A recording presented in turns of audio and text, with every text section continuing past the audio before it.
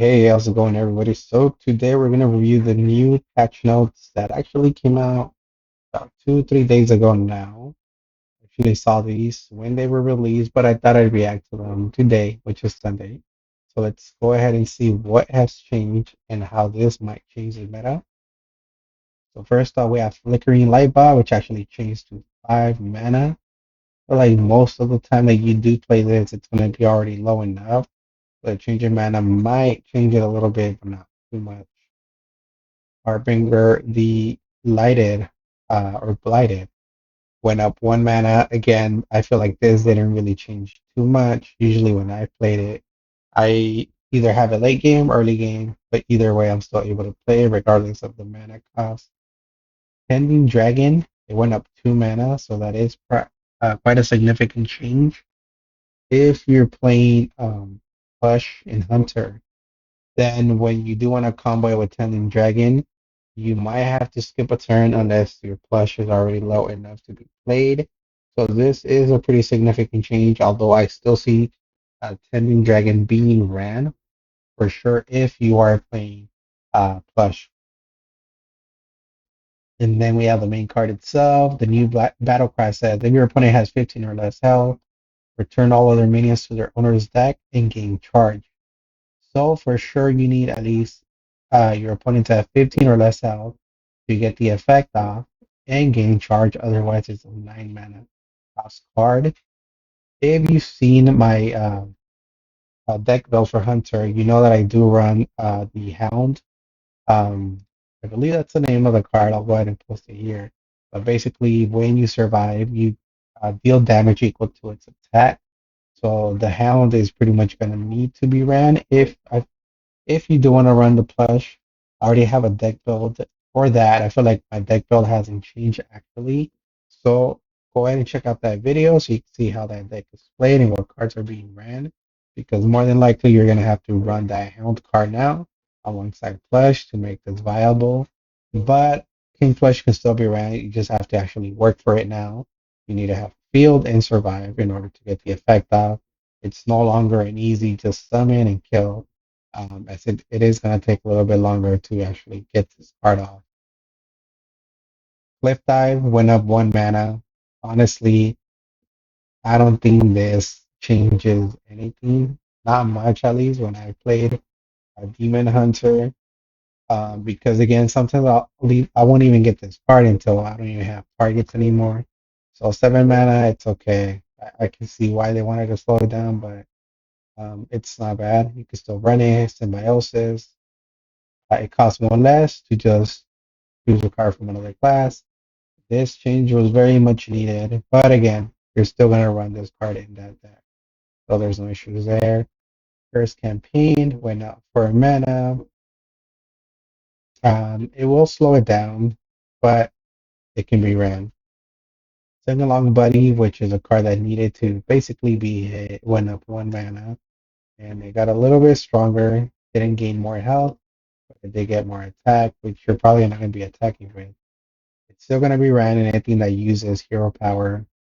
Got a little slower perhaps, but it can be ran. As you can see, a lot of these cards can be ran regardless of their change. And more than likely, if you're still running the deck, you're going to want Sing Along Buddy alongside the other cards that are basically staples for their deck. So Narrow Legs change from your dragons cost 1 to your first dragon each turn cost 1. The Remy Priest for sure has to be changed. I don't even know if you're going to be running this card anymore, honestly. You might just run lower mana dragons in order to run your Zarimi because this is practically dead. You will no longer be using this. And if people are running it, then I would be surprised to see what build they're running. But yeah, this is pretty much done for.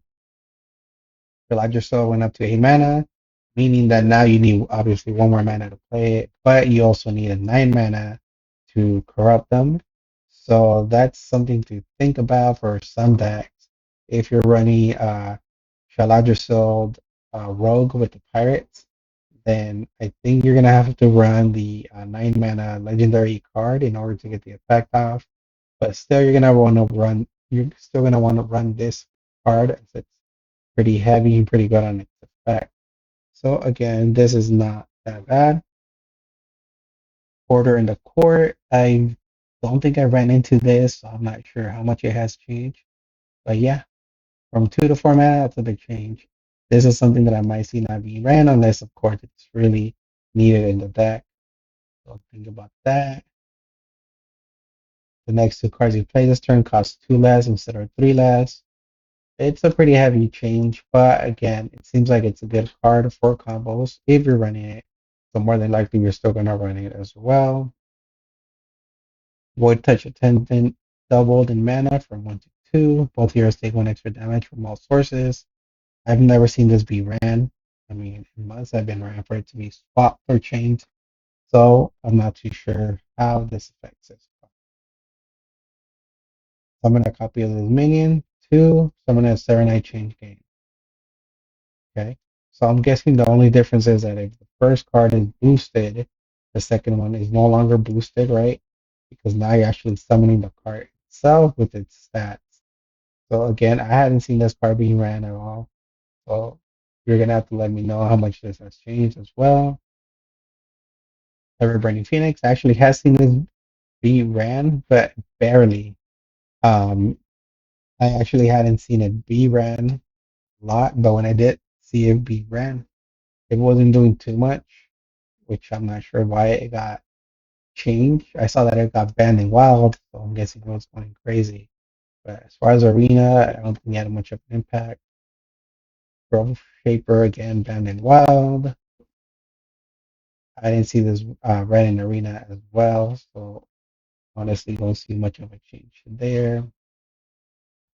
Choose a playable priest minion or spell to add to your hand. It costs 1 less, but it's temporary. From choose a priest minion or priest spell. Hmm, I'm guessing that if you didn't have the mana, you would get a random card, but then now you can get a card that you can actually play, is what the change was. So maybe that's making it a lot better or boosting it. Priest Imbue might actually be a better deck to be running right now just because of this change itself, unless I am reading wrong. Blessing of the Dragon for Paladin Imbue, went for mold. 2 mana to now 1 mana. Oh, I hate this effect. You just keep getting dragons, eventually you just keep summoning, 10 mana if you build up to it. Yeah, this is annoying. I can't believe I got buffed as well. You basically need a knockout paladin before they're able to get a 10 mana, otherwise it's pretty annoying. From 3 to 2 damage.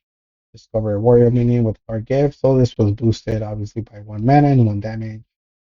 I never ran this and didn't see people run this, so I mean maybe that's why it was boosted or amped. So we'll see how that plays out. Living Flame got boosted in attack. So I mean if you're running that, then there you go. Again, I didn't see that be ran.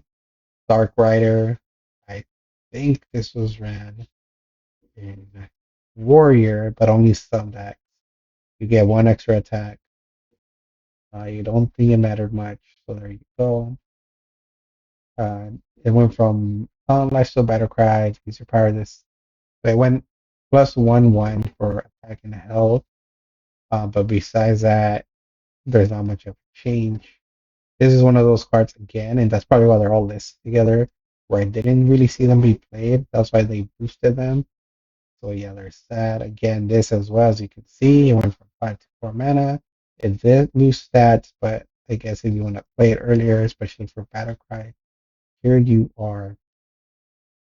As far as decks in itself, Druid, Rogue, Demon Hunter, a lot of these decks didn't really change. Did become a little bit slower, where we might see some cards being changed to make it better.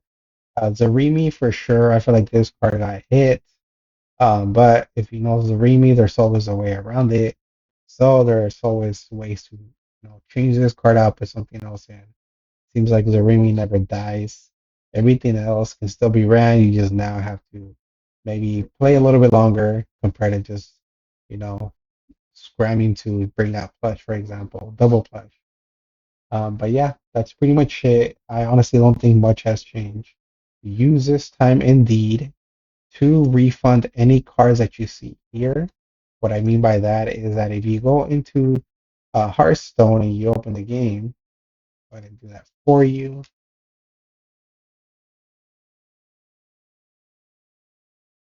All right. Okay. So what I do recommend with this is out.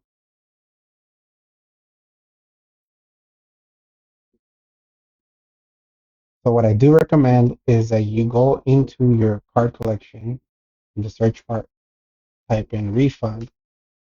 You're gonna see all the cards that were basically changed. Whenever this happens, you can go ahead and actually delete the card to get the full refund back. So if you are looking to get your dust, it is a good time to go ahead and do so. Look at all the cards that are being refunded and go ahead and delete them or dust them. And then that way you get the full refund, especially if you're not going to be running the deck. I strongly recommend you do this. You can always go ahead and create them again. For example, if you're still going to run this. Let's say, for example, you're not going to run it.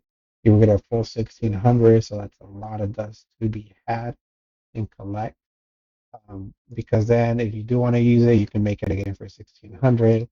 Otherwise, other cards that you won't use, you'll go ahead and get the full refund. Unfortunately, this time around, there isn't much that you can go ahead and basically get rid of. Perhaps this one, I don't think I've seen it being ran, nor do I run it, so I would collect 400.